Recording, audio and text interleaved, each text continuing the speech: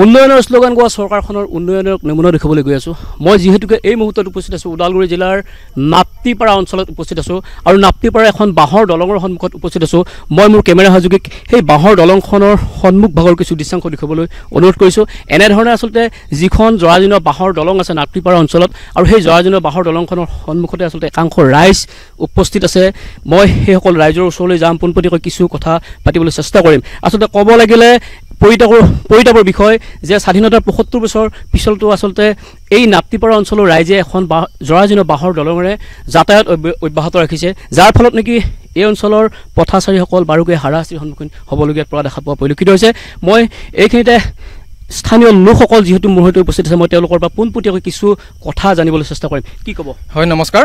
আমাৰ এই অঞ্চলৰ জ্বলন্ত আমাৰ সমস্যা হ'ল এই বাঁহৰ দলংখন আৰু এই ৰাস্তাটো। আমাৰ আৰু স্কুল কলেজৰ পৰা ধৰি আমাৰ এই অঞ্চলৰ গোটেই আশে পাশে গোটেইখিনি মানুহ এই ৰাস্তাটো বা এই দলংখনে আপডাউন কৰে। গতিকে এই ৰাস্তাটো আমাৰ কোনো বিধায়ক আজিলৈকে বা মহোদয় বহুত আহিছে, বহুত গৈছে, আজিলৈকে কাৰো চকুত পৰা নাই।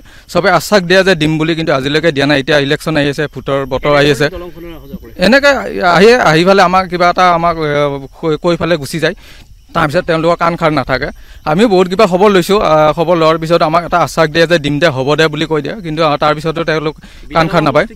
কলেগাঁও বিধানসভা সমষ্টি আৰু এতিয়া টংলা হৈ গ'ল সমষ্টি মুধেইবুৰি। আৰু আমাৰ এই ৰাস্তাটো বা এই দলংখন আমি বছৰত ২-৩ বাৰকৈ দিব লাগে। এই দলংখনে বহুত বেছি চলন্ত হয় বা বাইক গাড়ীৰ পৰা ধৰি বহুত বেছি আপ ডাউন কৰে এই ৰাস্তাটোৰে, কিন্তু আজিলৈকে আমাৰ এই সমস্যাটো সমাধান নহ'ল। আৰু কেতিয়া হ'ব? নিশ্চিতভাৱে আৰু কিছুসংখ্যক লোক উপস্থিত হয়, মই সেইসকল লোকৰ ওচৰলৈ যাম। বাইদেউ, কেনেকুৱা ধৰণৰ সমস্যা সন্মুখীন হৈছে? হয়, নমস্কাৰ।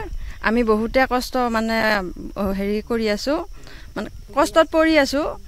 বানপানী অহাৰ লগে লগে দলংখন ভাঙি যায়, তাৰপিছত ল'ৰা ছোৱালী স্কুল বন্ধ হয়, বা আমাৰ এই অঞ্চলৰ মানুহখিনি তাৰমানে বহুত পিছপৰা, চবে প্ৰাইভেট কাম কৰি খাব লাগে। দলংখন নিজে নিজে মেৰামতি কৰিলে?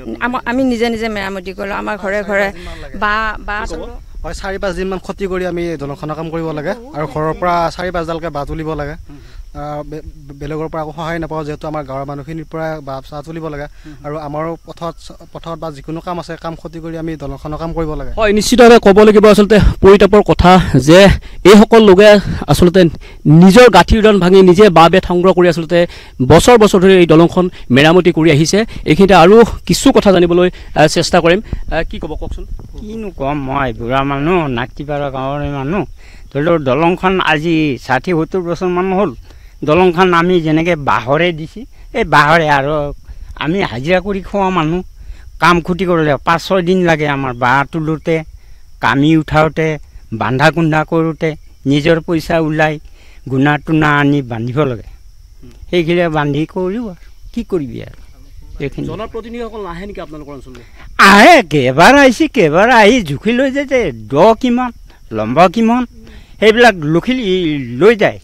জিউৰাম বড়োৰ পৰা এইটো দলং জোখা হৈছে নাই, এতিয়ালৈকে আমিয়ে বুঢ়া। কোনো ধৰণৰ গুৰুত্ব পৰা নাই তেওঁলোকে? কোনো ধৰণৰ হেৰি ইলেকশ্যনৰ আগত আহিব, আহি ক'ব যে এইবাৰ দিমে, এইবাৰ দলংখন হ'ব। এইবাৰতো যোৱাবাৰ শিল বালি পৰা কথা আছিল, নাই। মই কৈছোঁ গাঁৱৰ মানুহ, শিল বালি হ'লে আমি বাঁহৰ দলঙে এতিয়া সজাই লওঁ। চব আহে। যেতিয়া ইলেকশ্যন ভাঙিল আৰু সিহঁতৰ কাণ চান নাই, একোৱেই নাই।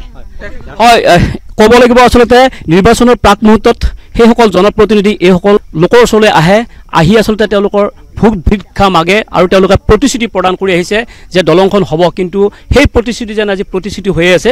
এইখিনিতে আৰু কিছু কথা জানিবলৈ চেষ্টা কৰিম। শেষত কি আহ্বান জনাবা? শেষত এইটোৱে আহ্বান জনাম, যাতে আমাৰ সোনকালে আমাৰ দলংখন মানে কৰি দিয়া।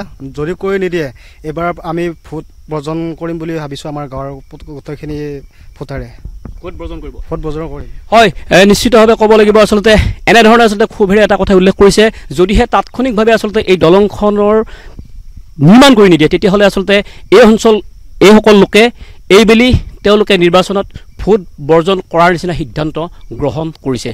কেমেৰা সহযোগী মই প্ৰাঞ্জল চহৰীয়া, প্ৰথম খবৰ।